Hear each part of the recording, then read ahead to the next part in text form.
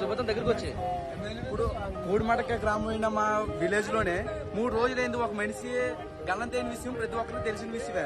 మా సుందర విజయ్ కుమార్ అంటే మా శాసనసభ్యులు ఎలమంచిలి శాసనసభ్యులైన ఎలమంచిలి సుందర విజయ్ కుమార్ అయితే ఎంత కూడా పెట్టించుకోవట్లేదు.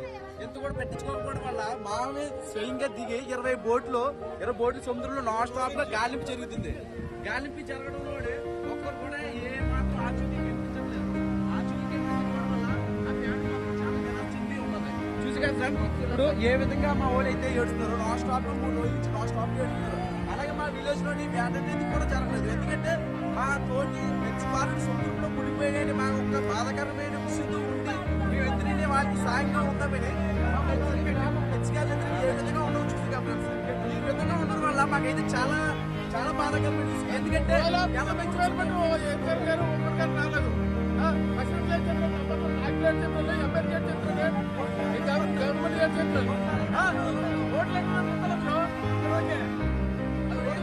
మేము మంచిగా ఉంటుందే మా తప్పు అనుకుంటే ఇప్పుడు డిగ్రీలు చేసుకున్నారు, ఇంటర్లు చేసుకున్నారు, ఐటీలు చేసుకున్నారు, డిప్లొమా చేసుకున్నారు.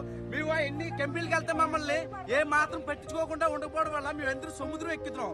సముద్రం ఎక్కి వేట చేద్దామని టైంలోనే 24 గంటలు మేము సముద్రంలో ఉండేటప్పుడు ప్రతి క్షణం మేము ప్రమాదానికి ఎదురెళ్తున్నాం.